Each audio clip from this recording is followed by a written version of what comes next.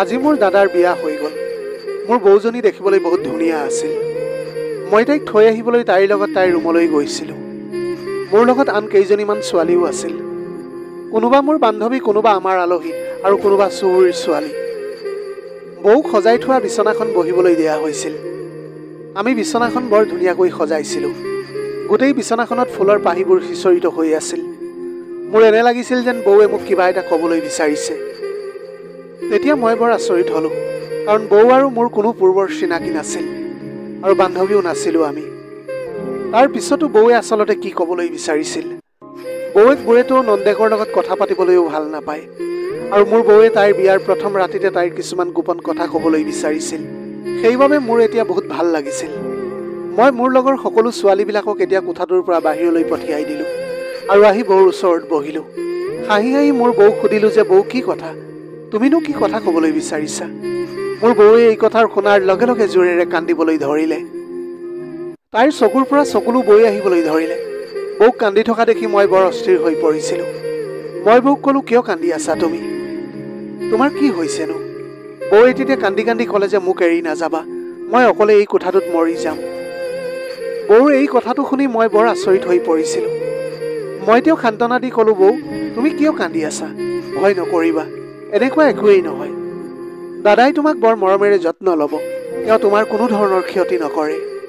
পিছত মই ভাবিলোঁ যে প্ৰতিজনী ছোৱালীৰ জীৱনত এনেকুৱাই হয় চাগে। যদি দাদা আহে তেতিয়া হয়তো সকলো ঠিক হ'ব। মই উঠি যাবলৈ ধৰিলোঁ, কিন্তু বৌৱে মোৰ ভৰি দুখনত ধৰি ক'লে, ভগৱানৰ খাতিৰত মোক অকলে এৰি নাযাবা, মই মৰি যাম ইয়াতে। মোৰ জীৱনত এতিয়া একোৱেই নাথাকিব, মই বদনামী হৈ যাম। বৌৰ কথা শুনি মই আচৰিত হৈ ক'লোঁ যে, কিয় বদনাম হ'বা তুমি? তেওঁ তোমাৰ স্বামী, আৰু মোৰ দাদাই তোমাৰ লগত বেয়া ব্যৱহাৰ কৰিব পৰা বনৰীয়া জন্তু নহয়। তেওঁ এজন বৰ মৰমীয়াল পুৰুষ। তাৰপিছত দাদাৰ কোঠাত আন কাৰোবাৰ উপস্থিতি অনুভৱ কৰিলোঁ। দুৱাৰ মুখলৈ ঘূৰি চাইছিলোঁ। তেতিয়া দেখিলোঁ দেউতা তাত থিয় হৈ আছিল। দেউতাই তেতিয়া বৰ ঘৃণাৰে বৌৰ ফালে চাই আছিল। বৌৱে পাপাৰ চাৱনি এৰাই চলিবলৈ ধৰিলে। এই মুহূৰ্তমানৰ বাবে বৌ আৰু পাপাৰ চকুৱে চকুৱে পৰিল। তাৰপিছত মোৰ এনে লাগিছিল যেন বৌৰ চকুত অভিযোগ এটা আছে। এনে লাগিল যেন বৌৱে পাপাক আগৰে পৰাই চিনি পাইছিল আৰু তাইৰ চকুৱে পাপাক কিবা এটা অভিযোগ কৰি আছিল। কিন্তু সেইটো সময়ত পাপাৰ চকুত ঘৃণা আছিল। তেওঁ খঙেৰে চাই আছিল বৌক। পাপাই মোক ক'লে যে, আহা মাজনী, এইবোৰ আজিকালি মহিলাৰ অলপো লাজ নাই। কাৰ লগত কি কথা পাতিব লাগে তাকো ভাবি নাচায়। তুমি এজনী সৰু ছোৱালী, আৰু এইবোৰ কথা সৰু ছোৱালীৰ লগত পাতিব নালাগে। পাপাই তেতিয়া খঙেৰে কৈ মোৰ হাতখন ধৰি ওলাই যাবলৈ ধৰিলে। মই এতিয়া পাপাক বুজাবলৈ চেষ্টা কৰি ক'লোঁ যে, পাপা, বৌ এতিয়া বৰ নাৰ্ভাছ হৈ আছে। সেইবাবে মই বৌক বুজাই আছিলোঁ। বৌৱে মোক তেনেকুৱা একো কোৱাই নাছিল। তাই মাত্ৰ মোক তাইৰ লগত কোঠাটোত অলপ সময় থাকিবলৈ কৈছিল। কিন্তু পাপাই মোৰ হাতখন ধৰি মোক বাহিৰলৈ লৈ গ'ল। তেতিয়া পাপাই ক'লে যে, বাহিৰলৈ আহা তুমি, মই তোমাক কিবা এটা কওঁ। কোঠাৰ পৰা ওলাই আহি পকেটত হাতখন দি তেওঁ 10,000 টকা উলিয়াই আনিলে। তেতিয়া মোৰ হাতত থৈ ক'লে যে, এইটো লোৱা। টকাখিনি দেখি মই তেতিয়া আচৰিত হৈ সুধিলোঁ, পাপা, ইমান টকা কিয় দিছা মোক? তেতিয়া লগে লগে পাপাই মোক আৰু 10,000 টকা উলিয়াই ক'লে, এইটো ওলোৱা, এই 20,000 টকা তুমি ৰাখা। ইমানখিনি টকা একেলগে পোৱাৰ পাছত মই হাতত ল'লোঁ। তেতিয়া পাপাই ক'লে যে, কিন্তু মাজনী এটা কথা আছে, মোৰ কথাটো তুমি শুনিব লাগিব। মই তেতিয়া আচৰিত হৈ সুধিলোঁ, পাপা, ইয়াত ইমান বিশেষ কি আছে? আজিলৈকে মই তোমাৰ সকলো কথাই শুনি আহিছোঁ। পাপাই তেতিয়া ক'লে, মাত্ৰ এটা কথা মানি লোৱা, এতিয়াৰ পৰা তোমাৰ বৌৱে যিমানেই কান্দি বা চিঞৰি নাথাকক কিয়, তুমি তাইৰ ওচৰলৈ গৈ তাইৰ কথাক গুৰুত্ব নিদিবা। তাই এগৰাকী বিবাহিতা মহিলা আৰু তাই নিজেই নিজৰ সমস্যা সমাধান কৰিব। তাইৰ সমস্যাৰ লগত জড়িত হোৱাৰ কোনো প্ৰয়োজন নাই। দেউতাৰ কথা শুনি মই হ'ব বুলি কৈ আঁতৰি যাবলৈ ধৰিলোঁ। মই ভাবিছিলোঁ পাপা মোৰ লগত আহিব, কিন্তু মোৰ আচৰিত লাগিল যে তেওঁ ঠিক তাতেই থিয় হৈ আছিল। পিছত ঘূৰি চাই দেখিলোঁ পাপা বৌৰ কোঠাৰ ফালে আগবাঢ়ি আছে। মোক এতিয়া বৌৰ কোঠাৰ পৰা উলিয়াই আনি পাপাই নিজেই বৌৰ কোঠাটোলৈ যোৱাত মই যথেষ্ট আচৰিত হৈছিলোঁ। মোৰ তেতিয়া বহুত খং উঠিছিল। সেই খঙত মই মাৰ কোঠালৈ গ'লোঁ। মোক খং উঠা দেখি মায়ে সুধিলে যে, কি হৈছে অনু, ইমান খং হৈছে কিয় তোমাৰ? মাক মই সকলো কথা কৈছিলোঁ তেতিয়া। দেউতাই মোক বৌৰ কোঠাৰ পৰা বাহিৰ কৰি তাইৰ কোঠাত সোমাইছে বুলি ক'লোঁ। মোৰ কথাটো শুনি মাৰ মুখখন ৰঙা পৰি গ'ল, আৰু তাৰপিছত মায়ে ক'লে যে, ঠিক আছে অনু, পাপা তাইৰ শহুৰ হয়। বোৱাৰীয়েকৰ কোঠাটোত সোমাই গ'লেনো তাতে কি ডাঙৰ কথা হ'ল? তুমি বেছি চিন্তা নকৰিবা। মোৰ এনে লাগিল যেন মা বিচলিত হৈ আছে। যদিও তেওঁৰ খংটো দমন কৰি আছে। মায়ে তেতিয়া ক'লে যে অনু তোমাৰ ৰুমলৈ গৈ তুমি শুই যোৱা। ইতিমধ্যে বহু দেৰি হৈছে। মাৰ কথাত মই সন্তুষ্ট হোৱা নাছিলোঁ। হৃদয়ত আবদ্ধ হৈ থকা চিন্তাটো এৰি দিব পৰা নাছিলোঁ। কিয় দেউতাই মোক বৌৰ কোঠাৰ পৰা বাহিৰ কৰি নিজে তাইৰ কোঠালৈ সোমাই গ'ল। এইবোৰ চিন্তাত বিভ্ৰান্ত হৈ মই নিজৰ কোঠালৈ উভতি আহিলোঁ। আহি মই টোপনি যাবলৈ বহু চেষ্টা কৰিলোঁ, কিন্তু মই টোপনি যাবলৈ পৰা নাছিলোঁ। বৌৰ কান্দি থকা মুখখন বাৰে বাৰে মনলৈ আহি থাকিল। বৌৱে কিয় ইমান চিন্তিত হৈ পৰি আছিল বাৰু? লগতে ভাবিবলৈ ধৰিলোঁ যে তাই ইমান ভয় খাই আছিল কিয়। মোৰ পিয়াহ লাগিল, গতিকে মই পানী খাবলৈ পাকঘৰলৈ আহিলোঁ। ড্ৰয়িং ৰুমত বাহিৰলৈ চাওঁতে দাদাক চোফাতে বহি থকা দেখিলোঁ। তাক চিন্তিত যেন লাগিছিল আৰু সি সেইটো সময়ত এটা চিগাৰেট খাই আছিল। তেতিয়া মই দাদাৰ ওচৰলৈ গৈ সুধিলোঁ, দাদা এইটো সময়ত বাহিৰত কি কৰি আছা? এইটো সময়ত তুমি বৌৰ লগতহে থাকিবলৈ লাগে। মোৰ মাতষাৰ শুনি দাদাই মোক খঙেৰে মোৰ ফালে চাই ক'লে, তুমিও ইয়ালৈ আহিছা, পাপাৰ চামচাগিৰি কৰি আছা নহয় জানো তুমি? মোক এতিয়া ইয়াতে মোৰ ভাগ্যৰ ওপৰতে এৰি দিয়া। কিন্তু দাদা কিয় এইবিলাক কথা কৈ আছা তুমি? পাপাই মোক ইয়ালৈ পঠোৱা নাছিল। তোমাক দুখত থকা দেখিছিলোঁ, সেইবাবেহে মই কথাষাৰ সুধিলোঁ। দাদাই তেতিয়া খঙেৰে ক'লে, ইয়াৰ পৰা তুমি আঁতৰি যোৱা। চকুৰ পৰা চকুলো বৈ আহিছিল দাদাৰ। মই ঘূৰি আহিবলৈ ওলাইছিলোঁ। যেতিয়া দাদাই ক'লে যে ঠিক আছে শুনাচোন, পাকঘৰৰ পৰা মেচৰ বাকচ এটা আনি দিয়া। মই ভাবিলোঁ হয়তো দাদাই চিগাৰেট জ্বলাব, সেইবাবে সি বিচাৰিছে। পাকঘৰৰ পৰা মেচ বক্স এটা আনি দাদাৰ হাতত দিলোঁ। কিন্তু এতিয়া এইটো দেখিহে মই স্তম্ভিত হৈ পৰিছিলোঁ। কাৰণ দাদাই জুই চলা এটা জ্বলাই পাপাই দিয়া উপহাৰটো জ্বলাবলৈ ধৰিলে। পাপাই মোৰ দাদাক বিয়াত পিন্ধিবলৈ ধুনীয়া শ্বেৰৱানী এটা উপহাৰ দিছিল আৰু সেইটোকে তেওঁ এতিয়া জ্বলাই আছিল। সেইবিলাক দেখি এতিয়া মই স্তম্ভিত হৈ পৰিলোঁ। খৰধৰকৈ আগবাঢ়ি গৈ জুই নুমুৱাবলৈ চেষ্টা কৰিলোঁ। জুই নুমুৱাই থাকোঁতে মই ক'লোঁ যে দাদা এইবিলাক তুমি কি কৰি আছা? পাপাই ইমান মৰমেৰে তোমাক উপহাৰ দিলে আৰু তুমি এতিয়া জ্বলাই দিলা। তেতিয়া দাদাই হঠাৎ খঙেৰে ক'লে, অনু তুমি ইয়াৰ পৰা আঁতৰি যোৱা। মোক কোনো প্ৰশ্ন কৰাৰ প্ৰয়োজন নাই। এতিয়াই মোৰ চকুৰ আগৰ পৰা আঁতৰি যোৱা। দাদাৰ খং দেখি মই কঁপিবলৈ ধৰিলোঁ আৰু কান্দি কান্দি মোৰ কোঠালৈ বুলি মই গুচি আহিলোঁ। গোটেই ৰাতিটো কথাবিলাক ভাবি ভাবি টোপনি অহা নাছিল। ৰাতিপুৱা 6 মান বজাতহে মোৰ টোপনি আহিছিল। সেইবাবে ৰাতিপুৱা 7 বজাত সাৰ পাই বাহিৰলৈ ওলাই আহি দেখিলোঁ পাপাই চোফাত বৰ চিৰিয়াছ হৈ বহি আছে। তেওঁ মোক দেখাৰ লগে লগে ক'লে যে মই মোৰ বোৱাৰীৰ বাবে ব্ৰেকফাষ্ট বনাবলৈ ওলাইছোঁ। প্ৰকৃত কন্যাটো বোৱাৰীহে। নিজৰ কন্যা সন্তানটো আন এখন ঘৰৰ সম্পত্তি হৈ গৈ। পাপাৰ পিছে পিছে পাকঘৰলৈ আহি দেখিলোঁ পাপাই বৌৰ বাবে ব্ৰেকফাষ্ট বনাবলৈ ধৰিছে। এইবিলাক দেখাৰ পিছত এতিয়া মই আচৰিত হৈছিলোঁ আৰু পাপাই কিয় ইমান চিন্তিত হৈ আছিল বৌক লৈ। মই পাপাক ক'লোঁ যে পাপা তুমি বৌৰ বাবে কিয় ব্ৰেকফাষ্ট বনাইছা আৰু কিয় ইমান চিন্তিত হৈ আছা বৌক লৈ? মোৰ মাত শুনি পাপাই ক'লে যে তাই মোৰ ল'ৰাৰ পত্নী। যদিহে মই তাইৰ বাবে চিন্তা নকৰোঁ তেন্তে তাইৰ বাবে কোনে চিন্তা কৰিব? তোমাৰ মায়েতো আপত্তি উলিয়াই থাকে। কোনে জানে তাই এতিয়া নতুন বোৱাৰীজনীৰ বাবে ব্ৰেকফাষ্ট বনাব নে নবনাই। ইতিমধ্যে মাও আহিছিল। মাক অলপ হতাশা যেন লাগিবলৈ ধৰিছিল। মোক আচৰিত হৈ থিয় হৈ থকা দেখি আৰু পাপাক ব্ৰেকফাষ্ট প্ৰস্তুত কৰা দেখি মায়ে মোক সান্তনা দিবলৈ চেষ্টা কৰিলে। তাৰপিছত মোক ক'লে যে অনু তুমি বাহিৰত গৈ বহাগৈ, মই তোমাৰ বাবে ব্ৰেকফাষ্ট প্ৰস্তুত কৰি লৈ আনিম। ঘৰখনৰ পৰিৱেশটো এতিয়া বহুত আচহুৱা যেন লাগিবলৈ ধৰিছিল। কোনেও মোক একো কোৱাও নাছিল। মোৰ মূৰৰ সামান্য বিষ হ'বলৈ ধৰিলে এতিয়া। মনৰ পৰা সকলো চিন্তা আঁতৰাই মূৰটো জোকাৰি জোকাৰি মোৰ কোঠাৰ ফালে আগবাঢ়িবলৈ ধৰিছিলোঁ। যেতিয়া দেখিলোঁ যে কোঠাৰ পৰা দাদা বৌ ওলাই আহিছে। সেইটো সময়ত বৌৱে বগা কাপোৰ এযোৰ পিন্ধিছিল। তাই কোনো মেকআপ কৰা নাছিল। সেইটো সময়ত কোনো গহনাও পিন্ধা নাছিল। সেইকাৰণে বৌক দেখি এতিয়া মই থতমত খালোঁ। নতুনকৈ বিয়া হোৱাৰ দৰে তেওঁক একেবাৰে লগা নাছিল। দাদা আৰু বৌ গৈ ব্ৰেকফাষ্ট টেবুলত বহিল। মই ৰুমত সোমোৱাৰ সলনি ব্ৰেকফাষ্ট টেবুলৰ ওচৰলৈ আহি বৌক মাতিবলৈ ধৰিলোঁ। বৌ বুলি মাতি মই সম্পূৰ্ণকৈ বহিবও পৰা নাছিলোঁ। যেতিয়া পাপাই খঙেৰে ক'লে, অনু মই তোমাক কি ক'লোঁ যে তুমি এই বিষয়টোৰ পৰা আঁতৰি থাকিব লাগে? মই তোমাক কৈছিলোঁ তুমি বৌৰ লগত কথা নাপাতিবা। সিহঁতৰ পৰা তুমি সম্পূৰ্ণ আঁতৰি থাকা। সিহঁতৰ ওচৰত থকাৰ কোনো প্ৰয়োজন নাই। মোৰ কথা নামানা নেকি তুমি? ভাল ছোৱালীবিলাকে কেতিয়াও এনেকুৱা নকৰে। মাক দেউতাকৰ কথা মানি লোৱাটো তোমাৰ কৰ্তব্য। পাপাৰ কথা শুনি দাদাই খঙেৰে পাপালৈ চাই ক'লে, পাপা আমি ইমানো অভদ্ৰ নহয়। সেইটো সময়ত পাপাই দাদাৰ কথাটো শুনিও তাক আওকাণ কৰিলে। মই উঠি নগ'লোঁ আৰু ব্ৰেকফাষ্ট খাই থাকিলোঁ। আমি ব্ৰেকফাষ্ট খাবলৈ আৰম্ভ কৰা মাত্ৰ 10 মিনিট হ'ল চাগে। কোনোবাই দুৱাৰত টোকৰ মাৰিলে। টোকৰৰ শব্দ শুনাৰ লগে লগে বৌৰ মুখখন হেঁপা হৈ গৈছিল। দাদা আৰু পাপাই দুৱাৰখন খুলিবলৈ গ'ল আৰু বৌ পিছে পিছে গৈছিল। মই সিহঁতৰ পিছে পিছে যাব খোজোতে মায়ে মোক ৰখাই ক'লে, তোমাৰ পাপাই কি কৈছিল যে ডাঙৰৰ মাজত জোৰকৈ হস্তক্ষেপ কৰিবলৈ নালাগে মাজনী। তোমাৰ ব্ৰেকফাষ্ট খাই তোমাৰ ৰুমলৈ গুচি যোৱা তুমি। 15 মিনিট পাৰ হৈ গ'ল যদিও তেওঁলোক এতিয়াও ঘূৰি অহা নাছিল। ইমান সময় সিহঁতে কি কথা পাতি আছিল মই জনা নাছিলোঁ। অহা মানুহজন কোন আছিল সেইটোও মই জনা নাছিলোঁ। মায়ে মনে মনে ব্ৰেকফাষ্ট খাই আছিল, যেন তেওঁৰ কোনো কথাত গুৰুত্বই নাই। মাত্ৰ অলপ সময় পাৰ হৈ গ'ল আৰু তাৰপিছত বৌৰ ডাঙৰ চিঞৰ এটা শুনিলোঁ। লগে লগে উঠি বাহিৰৰ ফালে দৌৰিলোঁ। তেতিয়া মায়ে মোৰ হাতখন ধৰি ক'লে, অনু তুমি একেবাৰে বুজি নোপোৱা নেকি? তুমি এই কথাটোৰ পৰা আঁতৰি থকাটোৱেই উচিত। মই এতিয়া কান্দিবলৈ ধৰিলোঁ। মা, মই নাজানো যে বৌৰ কি হৈছে, তাই কিয় চিঞৰিছে। আমি বাহিৰলৈ ওলাই গৈ চাব নালাগে নেকি? মায়ে মোৰ কথাবিলাক শুনি কোনো সঁহাৰি দিয়া নাছিল, মাথো চকুলো টুকিছিল। মই চিঞৰি উঠাত মায়ে ক'লে যে, অনু মই একো কৰিবলৈ নোৱাৰোঁ। মোৰ ঘৰটো মই বচাবই লাগিব। মই ধ্বংস কৰিবলৈ নোখোজোঁ। মই এতিয়া সম্পূৰ্ণ অসহায়। মই একো কৰিবলৈ নোৱাৰোঁ। পাপা আৰু মোৰ দাদাই বাহিৰৰ পৰা দুৱাৰত তলা মাৰি থৈছিল। মই জোৰেৰে দুৱাৰত ঢকিয়াই আছিলোঁ, কিন্তু কোনেও খুলি দিয়া নাছিল। বৌৰ চিঞৰবোৰ জোৰেৰে বাঢ়ি আহিবলৈ ধৰিলে। তাই চিঞৰি আছিল।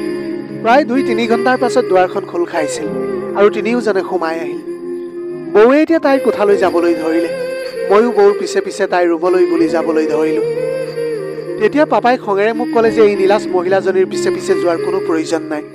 এইবাৰ ময়ো ক'লোঁ, পাপা তুমি কিয় এনেকৈ কৈছা? মোক উত্তৰ নিদিয়াকৈ তেওঁ কোঠাটোলৈ বুলি গুচি গ'ল। এইখন ঘৰত শান্তি বোলা বস্তুটো এতিয়া একেবাৰে নাইকিয়া হৈ গৈছে। ঘৰখনত কি হৈ আছে মই একোৱেই বুজিবলৈ পৰা নাছিলোঁ। এই বুলি কৈ ময়ো এতিয়া নিজৰ ৰুমলৈ গুচি আহিলোঁ। বৌৰ কাৰণে মোৰ এতিয়া বহুত টেনশ্যন হৈছিল। যেতিয়া ঘৰৰ সকলো মানুহে ইফালে সিফালে গ'ল, মই মনে মনে বৌৰ কোঠাটোলৈ গ'লোঁ। বৌক লগ কৰি এতিয়া সুধিবলৈ মন গ'ল যে তাই কিয় ইমান চিঞৰিছিল। মই বৌৰ ৰুমৰ দুৱাৰখন ঠেলি দিওঁতে ভিতৰৰ পৰা তলা বন্ধ হৈ আছিল। মই কেইবাবাৰো লাহে লাহে বৌক মাতিছিলোঁ, কিন্তু বৌৱে দুৱাৰখন খোলা নাছিল। মন দি শুনিবলৈ বহু চেষ্টা কৰিলোঁ, কিন্তু ভিতৰৰ পৰা বৌৰ সমনীয়া শুনিছিলোঁ। মই আকৌ বৌক মাতিবলৈ ওলাইছিলোঁ। তেনেতে কোনোবাই আমাৰ বাহিৰৰ দুৱাৰৰ মুখত মাত দিলে। দুৱাৰখন খুলিবলৈ গৈ দেখিলোঁ আমাৰ চুবুৰীৰ এগৰাকী মহিলা থিয় হৈ আছিল। তাইৰ মুখত এটা বৰ শান্তিপূৰ্ণ হাঁহি। মোক তাই দেখি ক'লে যে, অনু তোমাৰ মা ক'ত আছে? মই মহিলাগৰাকীক ভিতৰলৈ আনি চোফাখনতে বহিবলৈ দি মাক মাতিবলৈ ধৰিলোঁ। মাও এতিয়া আহি তাইৰ কাষতে বহিল। অলপ সময় কথা পতাৰ পাছত তাই সুধিলে, সুহা তোমাৰ ঘৰত কি হৈছে? তোমাৰ ঘৰখনৰ পৰা বহুত হুলস্থুলৰ সৃষ্টি হৈছিল। বোৱাৰীৰ চিঞৰি থকা শব্দ শুনিবলৈ পাইছিলোঁ। বিয়া হোৱা 2 দিনো হোৱা নাই আৰু তুমি এই নাটকখন আৰম্ভ কৰিলাই। সেই মহিলাগৰাকীৰ কথা শুনি মায়ে কৈছিল যে মই এইটো বিষয়ত একো কৰিবই নোৱাৰোঁ। এয়া মোৰ স্বামীৰ কথা, তেওঁ নিজেই সমাধান কৰিব। মাৰ কথা শুনি মহিলাগৰাকীয়ে ক'লে যে, হেৰা সুভা এইটো কি? তোমাৰ স্বামীৰ কথা কেনেকৈ হ'ব পাৰে? এইটো তোমাৰ ল'ৰাৰ কথা, তুমিও এই কথাটো সমাধান কৰা উচিত। মায়ে আৰু একো নক'লে, মনে মনে উঠি নিজৰ ৰুমলৈ বুলি গুচি গ'ল। মহিলাগৰাকীও মুখ ফুলাই ঘৰলৈ বুলি উভতি গ'ল। মাৰ পিছে পিছে গৈ কোঠাটোত সোমাই দেখিলোঁ মাই কান্দি আছে। মাৰ ওচৰলৈ গৈ মাক শান্ত কৰিবলৈ চেষ্টা কৰিলোঁ। মা তোমাৰ কি হৈছে আৰু এইখন ঘৰত আচলতে কি হৈ আছে? তুমি আহি কিবা এটা নকৰা কিয়? মোৰ কথা শুনি মায়ে ক'লে যে, অনু এতিয়া তুমি বহুত সৰু হৈ আছা। এইটো বিষয়ত তুমি নুসুমুৱাই ভাল হ'ব। তোমাৰ দেউতাই সকলো চম্ভালি ল'ব।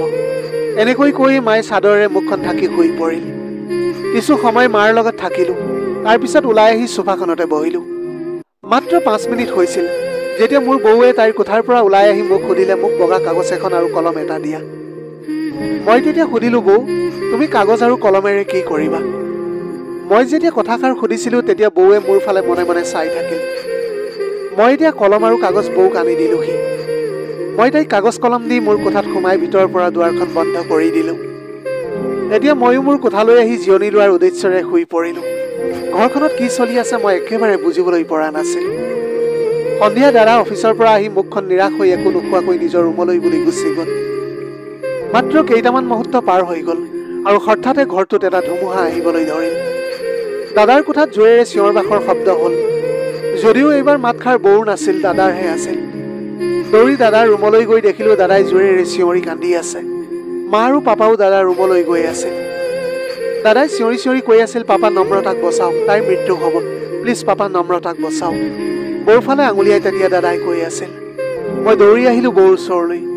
তাই মুখখন তল কৰি শুই আছিল আৰু তাইৰ মুখৰ পৰা সেইটো সময়ত তেজ ওলাই আহিছিল। এইবিলাক দেখাৰ পিছত মই এতিয়া জোৰেৰে চিঞৰি উঠিছিলোঁ। আমি তাইক হস্পিটেললৈ লৈ যোৱা উচিত। কিন্তু তেতিয়া পাপাই কৈছিল যে নাই, আমি তাইক হস্পিটেললৈ লৈ নাযাওঁ। তাই নিজেই নিজৰ মৃত্যুক নিমন্ত্ৰণ জনাইছে। তাই এইখন পৃথিৱী এৰি গুচি গৈছিল। মই জোৰেৰে কান্দি আছিলোঁ। মই এতিয়া লক্ষ্য কৰিছিলোঁ মাৰ চকুৰ পৰাও চকুলো বৈ আহিছিল। বৌ আৰু এইখন পৃথিৱীত নাছিল। মই এই সত্যক মানি ল'বলৈ পৰা নাছিলোঁ। দাদা এজন নিৰ্জীৱ মানুহৰ দৰে বিচনাত প্ৰাণহীন হৈ পৰিছিল। বৌলৈ চাই মই কান্দি আছিলোঁ। বৌৰ সেই নিৰ্দোষী আৰু ভয় খোৱা মুখখন মোৰ চকুৰ সন্মুখত আহি থাকিল। কেনেকৈ বৌৱে কান্দি কান্দি মোক কৈ আছিল, প্লিজ মোৰ ওচৰৰ পৰা আঁতৰি নাযাবা, মই মৰি যাম। আৰু আজি সঁচাকৈয়ে মৰি গৈছিল বৌ। সকলোৱে চিন্তিত হৈ থিয় হৈ আছিল। পাপাৰ মুখত গম্ভীৰ নিস্তব্ধতা মই দেখিবলৈ পালোঁ। তেতিয়া পাপাই ক'লে যে নম্ৰতাৰ পৰিয়ালক ফোন কৰি তাইক লৈ যাবলৈ কোৱা। দাদাই নম্ৰতাৰ পৰিয়ালক ফোন কৰিলে। বৌৰ পৰিয়ালটো আহি খঙত চিঞৰি দাদাক দুখ দিবলৈ ধৰিলে। ক'লে যে আপুনি আমাৰ ছোৱালীজনীৰ হত্যাকাৰী। ক'ত আমাৰ ধুনীয়া ভনী আৰু আপুনি সাধাৰণ চেহেৰাৰ এজন মানুহ। কাৰণটো হ'ল বিয়াৰ আগতে তাই মানুহৰ আগত আপোনাক বান্দৰ বুলি কৈছিল। হয়তো সেইবাবে আপুনি আমাৰ ছোৱালীজনীক হত্যা কৰিলে। যদি আপুনি তাইক ৰাখিব নোৱাৰে, তেতিয়া আপুনি কিয় তাইক বিয়া কৰাইছিল? আমি আমাৰ ছোৱালীজনীৰ মৰণোত্তৰ পৰীক্ষা কৰিম। আমি পুলিচক ৰিপৰ্ট দিম যে আপুনি আমাৰ ছোৱালীজনীৰ হত্যাকাৰী। এনেকৈ কৈ বৌৰ ককাইক ভাইকহঁতে দাদাক দুখ দি আছিল আৰু অৱশেষত তেওঁলোক তাৰ পৰা গুচি গৈছিল। পাপাও গভীৰ চিন্তাত পৰিছিল। পাপাই আমাক সকলোকে বৌৰ কোঠাৰ পৰা বাহিৰলৈ ওলাই যাবলৈ ক'লে। তোমালোক সকলোৱে ইয়াৰ পৰা ওলাই যোৱা। আৰু আমি সকলো তেতিয়া ওলাই আহিছিলোঁ। আমি ওলাই অহাৰ পিছত পাপাই ভিতৰৰ পৰা কোঠাটো তলা মাৰি ভিতৰতে বহি আছিল। এইটো কথাহে মই বুজাৰ বাহিৰত আছিল।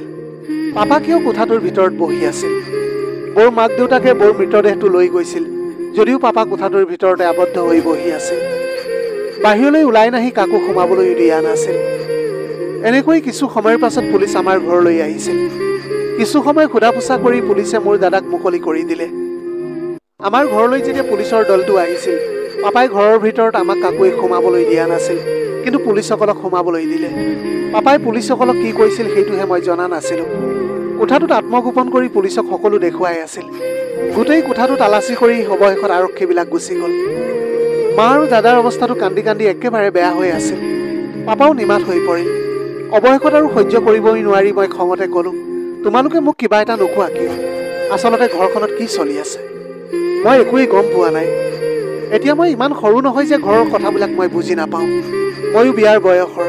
মোৰো এই ঘৰত কি হৈ আছে সেইটো জনাৰ অধিকাৰ আছে। কিবা এটা জানিবলগীয়া আছে আৰু আপোনালোকে মোক কিয় নকয়? পাপা কিছু সময়ৰ বাবে মোৰ ফালে চাই থাকিল। তাৰপিছত মোৰ হাতত ধৰি মোক কাষত বহিবলৈ দিলে আৰু ক'লে যে আহা অনু, মই তোমাক সকলো কথা ক'ম। সেই চিঠিখন পঢ়ি থাকোঁতে মোৰ ভৰিৰ তলৰ পৰা মাটি পিছলি গৈছিল। সেই চিঠিখন পঢ়িবলৈ মোৰ বাবে বৰ কষ্ট হৈছিল। বৌৰ সত্যটো গম পোৱাৰ পিছত মোৰ চকু দুটা ভয়েৰে ভৰি পৰিল। চিঠিখন পঢ়াৰ পাছত মই বুজিলোঁ যে বৌৱে মোক সেইদিনা তাইৰ লগত থাকিবলৈ কিয় কৈছিল। কিয় তাই কৈছিল যে মই বদনামী হ'ম, মই মৰি যাম, মোক বদনামৰ পৰা বচোৱা, মৃত্যুৰ পৰা বচোৱা তুমি মোক। আৰু আজি বৌৰ সঁচাকৈ মৃত্যু হৈছিল। সেই চিঠিখন পাপাৰ হাতত দি কপা কপা মাতেৰে ক'লোঁ, পাপা, কিন্তু এই সকলোবোৰৰ বাবে দায়ী সেইজন ব্যক্তি। পাপাই তেতিয়া বৰ দুখেৰে মোক ক'লে যে তুমিও মোক তোমাৰ দাদাৰ দৰে দুখী বুলি গণ্য কৰি আছা নেকি? মই ক'লোঁ, নাই পাপা, মই তোমাক দুখ দিয়া নাই আৰু তুমি কোনোদিনেই ভুল কৰিবলৈ নোৱাৰা। মোৰ তোমাৰ ওপৰত সম্পূৰ্ণ বিশ্বাস আছে। কিন্তু এই সকলোবিলাক কৰাৰ আঁৰত নিশ্চয় কোনোবা এজন আছে। সেইটো সময়ত মই পাপাৰ মুখত লাজ এটা দেখা পাইছিলোঁ। পাপাই তেতিয়া দুখেৰে ক'লে, হয় মাজনী, এই সকলোবোৰৰ বাবে যিয়েই দায়ী, পুলিচে নিশ্চয় তেওঁক বিচাৰি উলিয়াব। এইটো আমাৰ কাম নহয়। আমি সকলোৱে এই কথা পাতি আছিলোঁ। হঠাতে দাদা আহি পাপাৰ ভৰিৰ ওচৰত বহি কান্দি কান্দি ক'লে, পাপা, তুমি মোক ক্ষমা কৰি দিয়া। মই তোমাক সন্দেহ কৰিছিলোঁ। মই নাজানিছিলোঁ যে নম্ৰতা এনেকুৱা এগৰাকী মহিলা বুলি। যেতিয়া তাই পাপাক অভিযোগ কৰিছিল মই তাইৰ কথা বিশ্বাস কৰিছিলোঁ।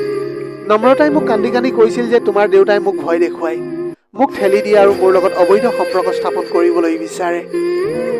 নম্ৰতাই মোক তাইৰ ওচৰলৈ আহিবলৈ নিদিলে আৰু মই নিবিচাৰিলেও নম্ৰতাৰ কথা বিশ্বাস কৰিছিলোঁ। আৰু সেইবাবে সেই নিশা মই চিন্তিত হৈ বাহিৰত ঘূৰি ফুৰিছিলোঁ। আনকি তুমি দিয়া উপহাৰটো মই জ্বলাই পেলাইছিলোঁ।